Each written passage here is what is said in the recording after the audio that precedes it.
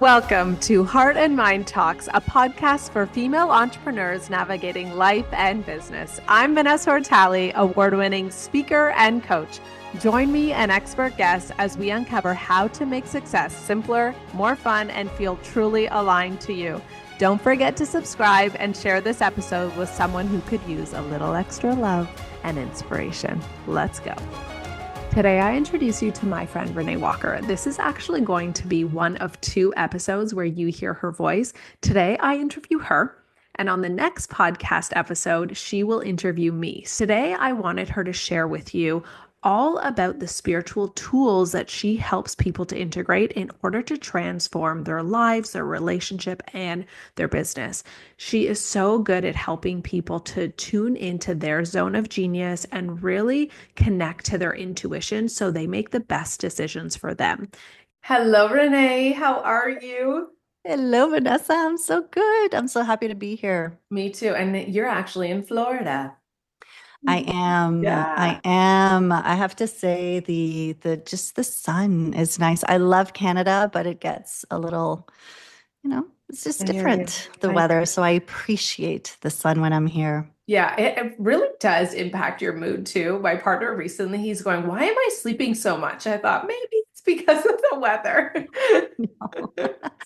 I know, and especially for us, like in the winter, right? It's dark. I mean, it's dark here early too, but it's just different. You Yeah. you sort of soak up a little bit more of the sun during the day, but I've really noticed how much it has an impact on me in the past like years. I don't know, maybe I've with age I'm getting more sensitive to I it. hear you. But that's also why it's so beautiful that we have our own business because we can work from anywhere. And as I grow older and expand my family, I just have so much gratitude for that in my business. I don't know if you feel the same.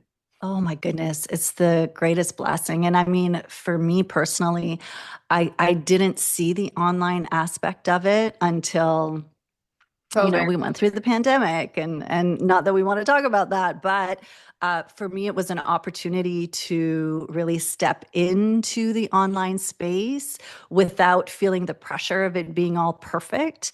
I had done I did have an online business before, and it was like I felt I had put so much pressure on myself. And I remember saying, I'm never doing that again. Okay.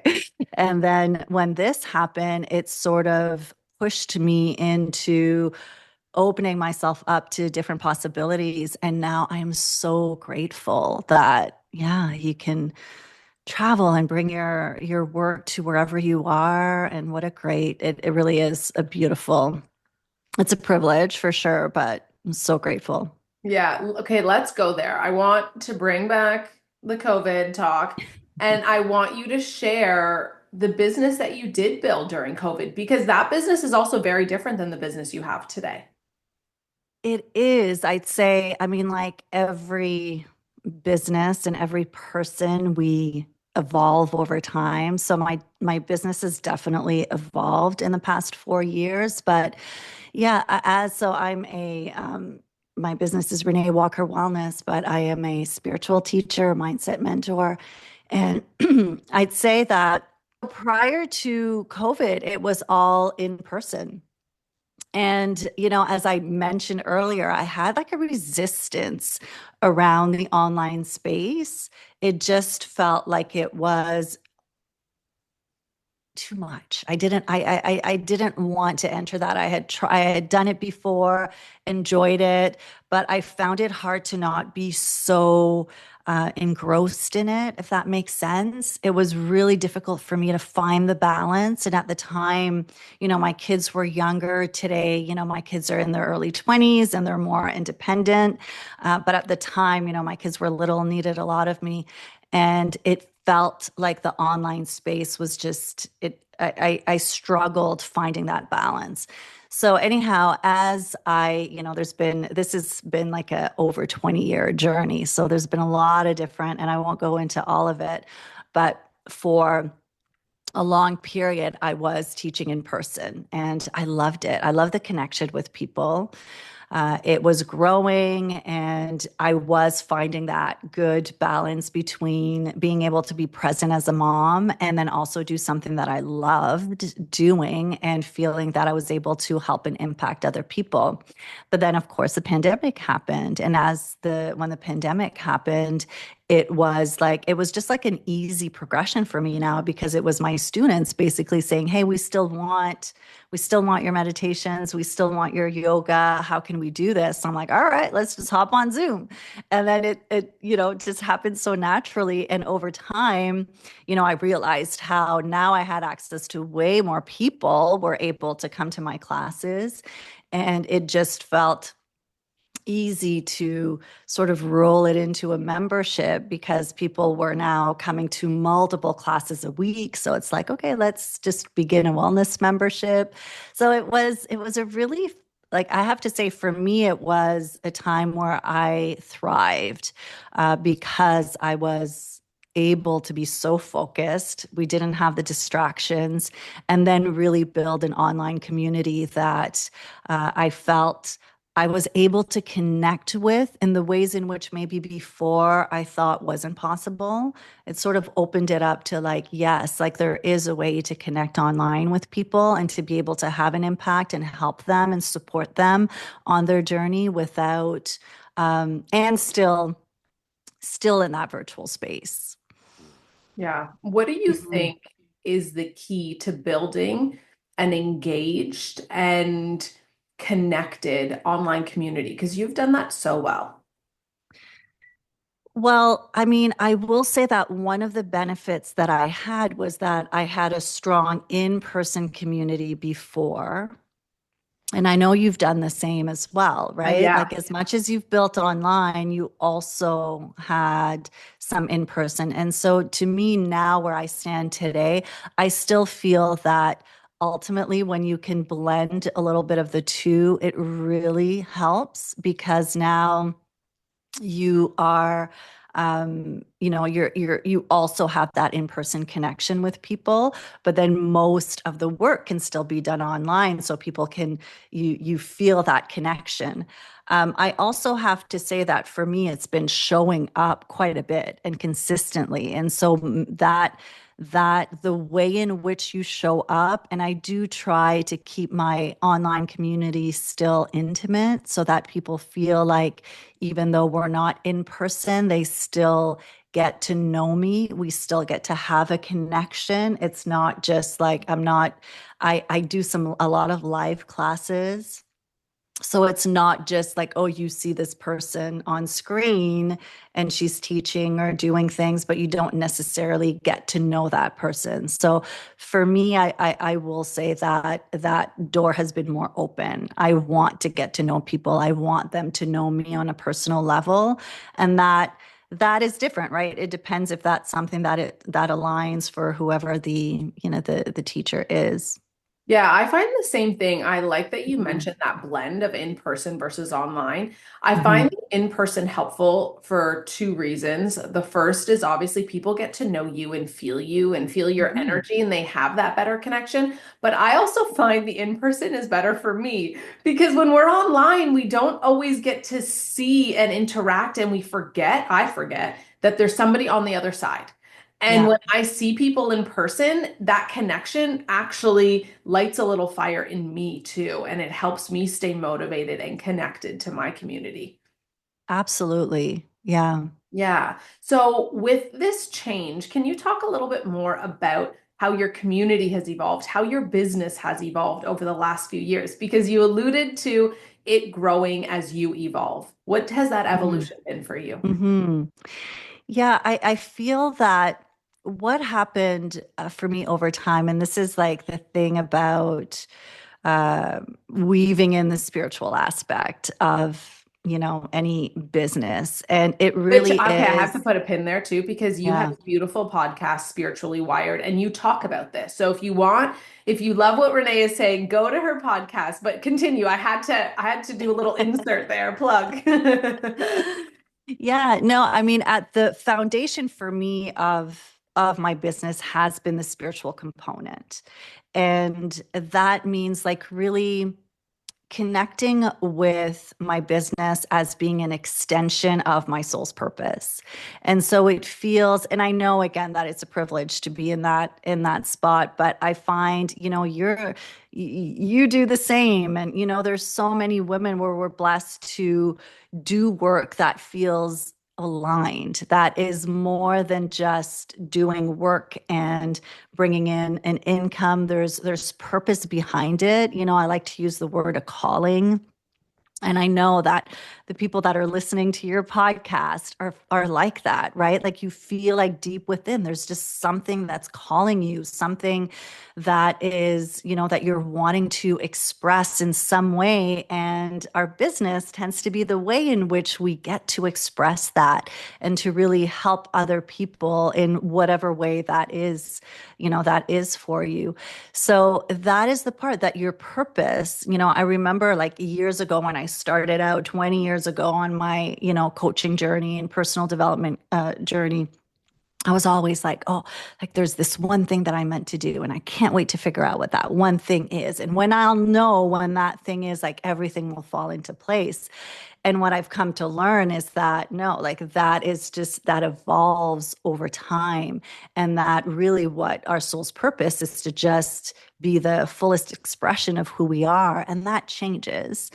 And so for me, it's been sort of a journey that, over time led me to yoga. And yoga, really was that thing for me that helped me to use my voice it gave me the confidence to be in front of the room and to teach and to use my voice in that way. Because before I always was maybe like hiding behind other people. I would be in some coaching spaces, but it was more them in front of the room. I was happy to support them type of thing.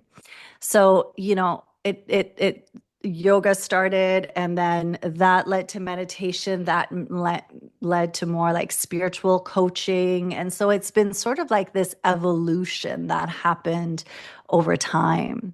Yeah. And when I started, as I mentioned with COVID, and I was doing yoga and teaching lots of different classes a week. So it was sort of like almost like a gym with some meditations. And it really, again, became more when I was really tuning in. I knew that yoga was my zone of excellence, but maybe not my zone of genius, that my zone of genius is more around simplifying spiritual concepts for people and teaching them in that way. But it was difficult to make the transition to let that go, and maybe that's something that we can talk about because when you're sort of good at something, your zone of excellence is something that, you're good at, and it comes easy and it works and people enjoy it and it feels good. And it can also be taking you away from where you're more meant to be. So I'd say this past year for me was a lot of just letting go of that and really stepping into more of the, spirituality and the mindset piece where I feel is more aligned with my zone of genius today, because now I know that that might change over time. But this is where I feel I can be help more and make more of an impact, which led to the podcast and restructuring my membership to more of the spiritually wired membership, which blends the two. How do you think people can get clarity on their zone of genius? Because even just you describing the difference between zone of excellence and genius, I'm sure is getting people thinking. It's even getting me thinking as you're speaking. What guidance would you give people to better understand their zone of genius? Yeah, I mean, I certainly did not come up with that concept. So one of my favorite personal development books is The Big Leap by Gay Hendricks. And so if you haven't read it, you definitely want to read that. But the zone of excellence is like something where you're highly skilled at, you're good at, you stand apart from other people, maybe, right? And the zone of genius is really, to me, I see it as like that intersection of your natural talents, your gifts, your energy, and also like something that you love doing. So it's like that space where, you lose track of time and you really feel like, okay, this is it. I feel like I'm able to tap in the flow of life, right? The flow of energy. And that happens through, the interesting thing is that you only discover it as you do it. And this is the part, and I'm sure you work with your clients as well, is that we sort of, so many of us are like waiting back, just hoping for that moment where they get the clarity of like, okay, this is it for me. But the clarity only happens in the showing up and the doing. Like for me, it took a lot doing so many different things to gain the clarity of like, okay, this is where I feel like I am most myself, most aligned, where I'm able to express myself the fullest is when I'm doing this, for instance. But that requires a lot of like fumbling and bumbling and a lot of messiness and a lot of trying and a lot of doing. There's a lot of action involved before you can start to find that clarity. And it happens over time, and it's never sort of like a right or wrong, but it just, the more you do it, the more it becomes clear, the more then you start to realize, okay, how can I stay in my zone of genius? That requires saying no to a lot of the other things that you may be doing that still feel good. And that's the scary part, right? The letting go and saying no to what is not your zone of genius so that you can really use your time um, in that zone. Yeah. Was that hard for you? Tell me Yeah, it a was little more about so that letting hard. go. Yeah. It was so hard. And I mean, I say a recovering people pleaser. So saying no and letting go of like, I knew I had in my community a lot of like what you would call yogis. Like they were coming. I had like a group that were more there for the spiritual lessons, and then a group that were there more for yoga. And then I had that group that were coming for both. So I knew that there was a part of me that was like, oh, I'm going to disappoint some people. And when we change and when we evolve, there's almost like a grieving part of like the person we were and what we did. And it's not to take away, it's like I knew that I needed to do that to be where I am today. And where I am today is leading me to where I'm going to be tomorrow, or where I need to be tomorrow. But yeah, it requires a lot of courage, and it's not easy, the letting go. And I think that that's where often, we can easily sort of stay in that comfort zone, right? Easily. And because it feels good, and the the zone of genius could be the unknown too, right? Like you're letting go of something that you know for sure works well. We always talk of letting go and leaving sort of like not good experiences or bad relationships, but what about the ones that you let go that actually have served you and are good? And it's not that you're not happy there. It's just that you know that there's more. And in order for you to express yourself in that way, it means that you need to let go of the good things. And that was like, I'd love to say that it was like, oh yeah, no, I was like intuitively connected. I knew, and it was so easy for me to let go. It wasn't the case. It took me a little longer than I'd like to admit to make that transition. But even if it was intuitively guided, it doesn't mean that it's still easy, right? Because No, that's the thing. yeah, I feel yeah. that most of the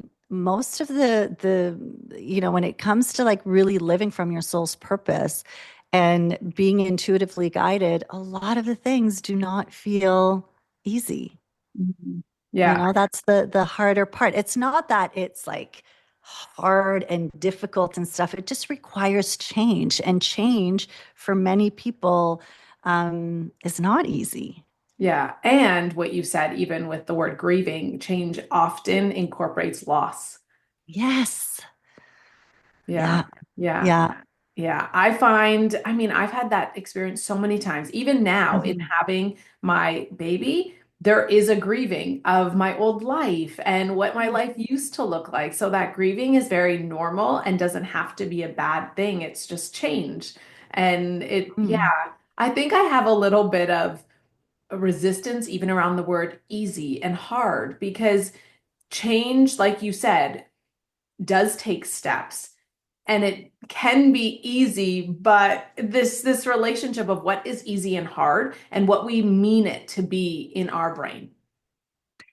Yeah, and I feel that there's more open conversation around it now. And I love the way you said it too. It's like you can also be grieving, and it doesn't mean that it's like this,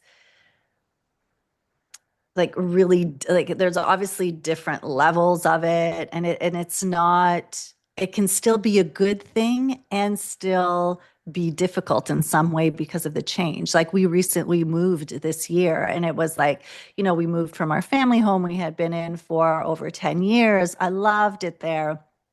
And this move was also a positive move for our family. And it's not like it was a great move. And it also was challenging, and there was also sort of a grieving of the letting go of, because I knew for me, it also meant sort of letting go of a certain part of my life, of a certain identity, because it was timed with our kids moving on. And now, for me and my husband, sort of entering a new phase of life. So all of that is very complex. It's never just like, oh, woohoo, we're moving. Or if you express that it's been challenging in some ways, that it means that it wasn't the right decision. No, it was 100% the right decision. And with that also came a process of letting go, of grieving a certain time of our life that was now coming to an end. And yes, now it's like a new phase has begun, which is, beautiful in so many ways. For me, it's getting really comfortable with that and being excited and curious about change, right? That Yeah. it doesn't have to be this bad thing. Now, in each one of the decisions that you've talked about today, whether it be you moving or your business, it sounds like it was very intuitively led. How do you recommend that people tune into their intuition so Mhm. that they can know their next best step? What does that look like for you and your community? Well, I would say that in terms of cultivating your intuition, it really begins with spending some time in stillness. There has to be, in today's world, 30 years ago, we needed it less. And 50 years ago, maybe they didn't need it as much. But today, there's just so much noise. We have so many different external, so many distractions. And this is where it's become so blurry. And we also have been living in a society that sort of praises using our intellectual abilities versus really leaning into our intuitive resources, our intuition. So this stillness comes into really being, practicing the art of presence, of being with what is. So we were just talking about, the difficult emotions and the grieving of, like, when you're going through changes, there's a certain level of awareness required to even be in the space of noticing that, wow, okay, yeah, this, I'm feeling it right now, and maybe it has something to do with this. So this spending time in stillness, and that can look like meditation, yes. It can look like walks outside, and can look like turning off the, music and television, and really sort of being with in the quiet. It can look like a yoga practice, and can look like, running outside. Maybe that's your place, but really honoring, and honoring time to just sort of be with yourself. So to me, the spending time in stillness is really important, because then that's when we can start to tune into our senses, tune into our body. The thing with our intuition is we tend to think of it as being like a mind thing, right? The intuitive mind, but your intuition speaks to you with your senses. And so, in order to really pay attention to your intuition, you have to be tuned into your body, to how you're feeling. And that really is a relationship that you have with your intuition. So, I think of my intuition as being like the relationship that I have with my higher self. My higher self is connected with source, with consciousness, universe, God, whatever you want to call it, right? So that is a relationship that we need to nurture, just like every other relationship. So your intuition will speak to you. People will say, well, how do you know? Like, usually it's like a full body sensation. I mean, sometimes it speaks to us in like a knowing. It's just like this gut feeling, this knowing that you can't quite explain, but you just have this knowing that comes to you. Or it can be a tingling. It can be, like usually, again, it just speaks to you through your body. And in order to be aware of that, you need to be in a space of paying attention, of being still enough, of being quiet, of noticing, of cultivating that awareness piece. And then, comes sort of like the way that you strengthen that relationship with your intuition is to practice asking. We forget to ask. Sometimes when we are wanting clarity for something, like maybe in your business, you're like, what's the next step? Should I do this? Should I start a podcast? Should I do that? It's like, spend some time to really just ask, is this right for me? And pay attention to what is showing up. So, sort of like that ask, and then the listening, and, of course, the trusting piece as well. And the trusting is sort of very similar to the idea of like surrendering. We can't force our intuition. We can only allow it to be. And so the word nurturing does apply when it comes to your intuition, because you're in that moment, you are connected, you're paying attention, you're listening. And then when you receive the nudges, you receive the guidance. Often this is where we sort of start to second guess ourselves. And that trust is a muscle that you build over time. And yeah, that's what I would say You is mentioned so helpful. many beautiful things there. That relationship piece is so good, the surrender piece, but then also I love that you actually intentionally ask.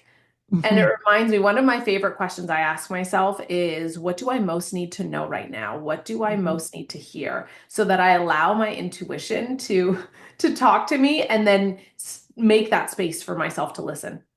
Beautiful. And it is like the thing about that is like when we practice asking and you get into that rhythm and flow of asking, and sometimes we have to, like, I even forget sometimes. I'm like, oh my gosh, like I'm like stressing over something because I'm forcing myself to know an answer instead of allowing it. Like that is sort of the key difference. It's like often we get like really in our head and we want to know. So we're trying to force an answer when really it is about allowing it to come. But in asking, the other thing that will happen, and I know in a lot of like the meditations when I guide them, is there's an intention piece. So to me, asking the question, it's almost like you're vibrationally putting out that intention. But it doesn't mean that you're going to receive it right away. And again, that is like the allowing for the answer to come. So when you ask that question in the morning or whenever it is, you may not get the answer right away, but it's like you're opening yourself up now to receive the clarity, the guidance that you need from that answer. And that's the part that we can't control. We can't force it. The answer will come to us when we're ready to receive it. Maybe you're not ready to receive that answer. Maybe that answer will come to you, 6 months from now because certain experiences needed to happen, certain people, maybe you needed to meet someone. Like it comes to you in divine timing. It doesn't come to you when necessarily you want it. I wish Yeah. there was like a little button we could push. Yeah. And it feels so different. I hope that when people are listening to this, they can hear you describing it. Because one of my favorite topics, and I want your opinion on this, is the difference between fear and intuition. And I see so often people confusing it. They'll think, oh, this doesn't feel right, but the resistance is coming from fear and not their intuitive knowing that you're talking about. So how can people know the difference and start to understand the difference in their body? Yeah, that's usually the biggest question, right? And that's practicing discernment around it. And that is the piece that when we talk about, spending time in stillness and really cultivating that connection, that helps us, right? Because now you're more intimate with the way in which your intuition speaks to you. So you begin to recognize more what it is. But I always sort of look at it from, is it coming from love or is it coming from fear? So you were talking about like asking a question. To me, that's like my question. Is this coming from love? Or is it coming from fear, ego, right? The two sort of being similar. The ego is here to protect you. So it's not that it's coming from a bad place, it's just a survival place. And, love is more spirit. It's more connection to source, to consciousness, to God, to the universe. And it's definitely subtle, the difference. It's not like it's like a glaring like, ooh, this is love, this is fear. But the more you can practice being in that space and asking the question, the more you start to really tune into the differences. So your intuition can be warning you against something. So it's not that it's always like a woohoo roses and like this is amazing. It's not always like that. Sometimes your intuition is saying, "Hey, something doesn't feel right about this relationship. Something doesn't feel right about this new opportunity or something." So your intuition can definitely be sort of inviting you to take a step back. However, to me, the difference is that there is a grounded energy around it. So even though it can be warning you against something, there is still the frequency of love behind it. It is still coming from a place of love. So it feels more protective, more supportive, more nurturing. When it really is fear, then fear is feels, for me, I personally feel it because it actually activates my nervous system, and now I'm feeling it differently in my body. Yeah, I feel Um, it different too. When I'm making a decision from a place of intuition, it almost feels more neutral and indifferent. This would be nice. Like it feels more gentle.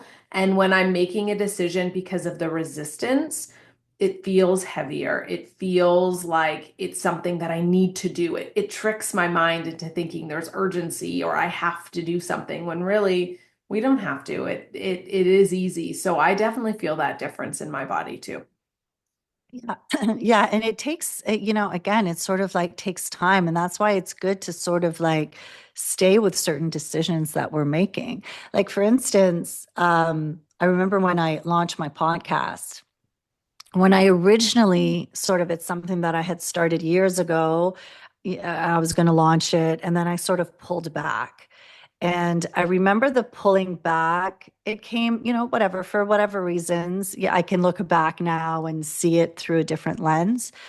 But as I was launching it now, when I made the decision to launch it this past year, it felt good. It felt like now is the time.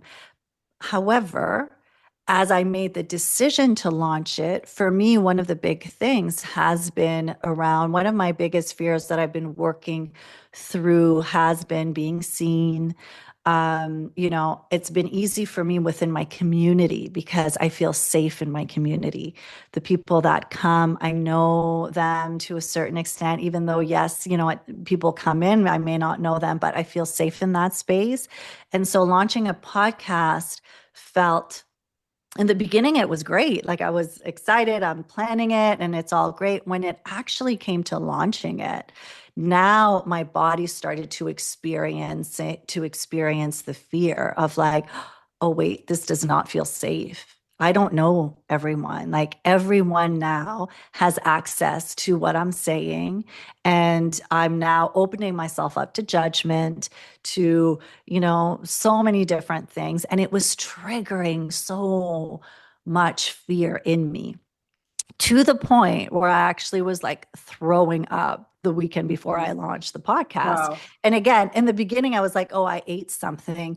And then it's like the more spiritually connected you are, and the more you're in your practice, you're like, oh my gosh. No, it's like my throat chakra was just clearing. Like I needed to go through that experience. But it just goes to show I had some moments of then I'm like doubting. And I'm thinking, oh, maybe this is not for me, maybe I'm pushing something, or, so I started to like resist, question whether this was right.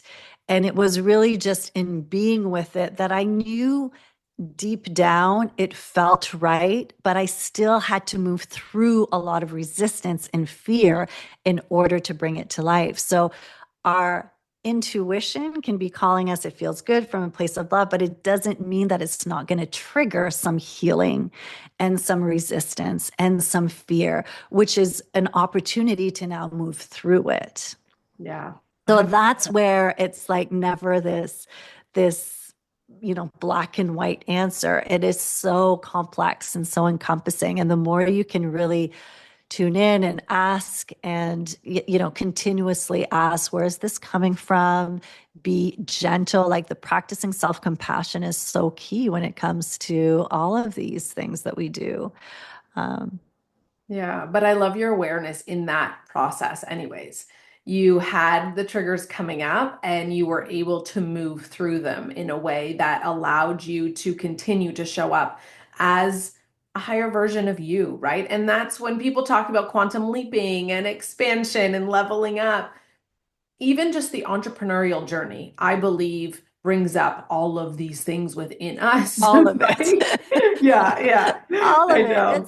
It's crazy sometimes. I'm like, what are we doing? And that's why Yeah. I love to hang out with entrepreneurs, because I'm like, okay, they get the crazy that we all go through. Yeah, maybe it's You in know? maybe we love being entrepreneurs because we love that. We love that change and evolution within ourselves too, right? It's just being an entrepreneur is such a gift to continue to show up as the highest version of ourselves. Oh, from a personal growth perspective, I mean, there is no better lesson, I think, because of that, right? We are showing up in ways that feel most of the time, uncomfortable until it becomes comfortable. But, I'm sure for everyone listening, it's like the first time, oh my gosh, I remember even when I started posting on Instagram, I wouldn't even do like a video. I was like so self-conscious, so afraid. And right. And then, now I don't even think about it and I do it, but it Now you're an required.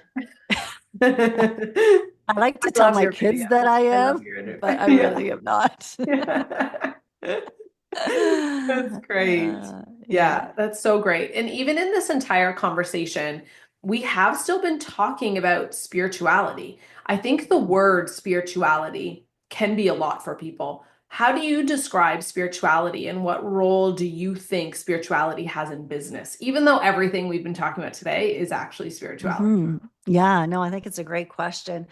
I think where sometimes it can be, I'll use the word triggering for some people, is just there can be a connection for some people between spirituality and religion, which, when you can take a step back and see them as being different things. So for me, spirituality is really about my connection with my higher self. And with that, my connection with a higher source of consciousness. So at the basis, at the foundation of it, is that there is a higher power, a higher energy at play that we are connected to in some way. So the spiritual, uh, you know, to me, I don't know how to live life without it being a spiritual experience, because, we are physical beings, but we are here, we're spiritual beings having a physical experience in during this lifetime. So I can't quite even disconnect the two. And that's been an awareness, again, that has evolved over time in my life. And then I see my business, especially as entrepreneurs, like our businesses are an extension of who we are. So to me, they are, their own spiritual entity, really, because they are about just expressing this higher energy in some way. Yeah. So yeah, that's how I would sort of bring them together. Why do you think spiritual communities get such a bad rap? Not even because of the religious piece, but we see so many people living these spiritual world or lives that seem odd. Either woo-woo or they're just not connected to this world, and it feels very detached and not relatable. Why do you think that spirituality, I mean, I guess it's a spectrum and there's so many different things, but can you talk Yeah. to that spiritual place a little? And I even know a bunch of entrepreneurs who hate working with spiritual people because of that, maybe the flightiness or this other dimension that they're living in. Mm, okay, interesting. Yeah, I've never sort of thought of it that way. I would say that if I think I can only speak from personal experience, Yeah. but where I feel resistance in the spiritual world is when a teacher, who will call themselves a guru. I do believe that there are gurus that exist in this world, very, very few of them will, anytime someone stands and comes from a place of knowing all of the answers and is here to influence others in the way in which they do things, that's when my red flag comes up. To me, spirituality is about coming back to yourself. So a teacher is here to create space for the person to really connect with themselves. And to do that in community makes it that much more, it just is stronger because the frequency of everyone being together just elevates everything. So it has to, again, sort of like come from a place of love.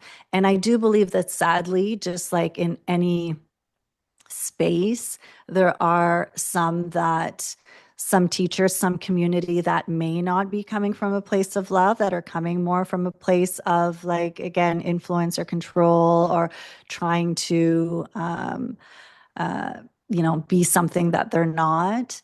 So I think the intention behind what is happening, and to me, this is where, like, when it's important for everyone to really tune in and to listen to how they're feeling when they're in any space, right? And if it's like a place where you just feel good energetically and it allows you to expand in some ways, to open your mind in some ways, to me, that's where I know that it's aligned for me and it's going to be helpful. But definitely practicing discernment in any type of spiritual community, I believe, is really important. I'm not sure if I answered your Yeah, question. I mean, it's a big topic, right? And I think Yeah. I see it so often because of people's resistance around Mhm. spirituality. And I've also Mhm. had experiences, like you mentioned, right? Where I've been in spiritual communities that haven't felt right, right? Yeah. I saw a Yeah. quote the other day that was funny. It said, "Are you actually spiritual and healed, or are you just avoiding the things that trigger you?" And so it was, so I think, and there's also terms like spiritual bypassing and things. Oh, So I think, 100%. yeah. Yeah, and I think it's really about, to me, it's about being real. And I know that one of the things that, is so important for me as a teacher is to be authentic. And I never pretend to have it all figured out. I am right there, in the midst of figuring things out and learning and growing. And there's always different layers of healing. And one thing that I feel as a spiritual teacher is so important, is really coming to a place that we don't know the answers. Like, the moment that you think you know it is the moment you've now closed yourself off to source, to possibility. And so it's like, I have more confidence in the ones that are in a place of, like, yeah, this is what feels true to me now, this is what feels aligned for me now, but hey, I don't know. something might change tomorrow. I may feel differently. So it's staying in a space of being open to possibilities is so incredibly important. Anytime I hear someone who's like, I know, I'm like, no, we don't really know. No one knows for sure. You Yeah. know, it may feel really rooted in truth, and that's okay. And that's good for you, but that's your truth, right? That's what feels like your truth in this moment. And someone else is allowed to have a different truth. And that is where sometimes we feel maybe the disconnect. That's what I love about you too. And I love the way you just described that because you also provide tools to people so well to help them figure out their truth and what is right for them without judgment. You know, you share so vulnerably, this is who I am and this is what works for me while not judging somebody else's journey. So I love that from you as a friend and watching you with your community. That's something I really admire from you. Thank you. Yeah.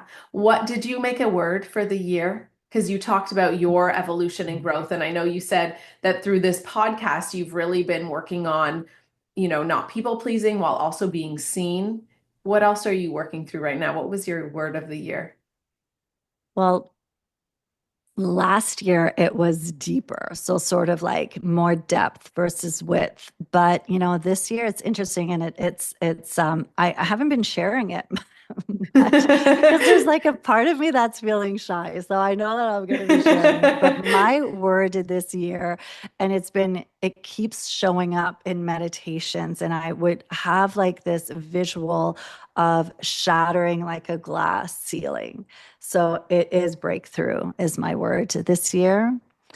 It feels like there's been a lot of healing and a lot of work and a lot of depth. And the energy calling me is one of breaking through. Yeah. That's so beautiful. Thank you for sharing, even though you were nervous. That's so good. Thank you for asking. Yeah, where, if people want to get a hold of you, learn from you, where would you send them and where can people find you? Mhm. Well, my website is reneewalkerwellness.com. And then on Instagram, I'm at Renee Walker Wellness. So I'd say that those are the two best ways to learn more, to connect. Definitely on Instagram. I love to connect with people. And yeah. Yeah, and that's where you can find her podcast, Spiritually Wired, and her membership as well. So, Spiritually Wired podcast, yes, and the membership. And now you know the whole story of what it took to get to right? Yeah. it. Is there anything you'd like to end this conversation on and or a message you want to leave with the listeners today? Hmm. I'd say does, it really is about just turning down the volume on all of the external noises, the expectations from other people, and turning up the volume on yourself, your needs, your intuition, your knowing, and really allowing yourself to turn up that volume, Yeah. to really practice that the loving yourself enough to be willing to turn up that volume and to honor who you are. Thank you. That's beautiful. Well, thank you so much for listening and thank you for being here, Renee. I love you. I love your presence in this world. You make a huge difference and I love watching you shine your light. It's perfect. Thank you so much. Thank you for having me. As you know, I just love you so much, and you have helped me on my journey in so many ways. But just just being you, and I'm excited to see where your next journey leads you. Thank you. Me too. Yes. That's all for today. Until next time, trust yourself, shine your light, and stay true to your heart and mind. Love you.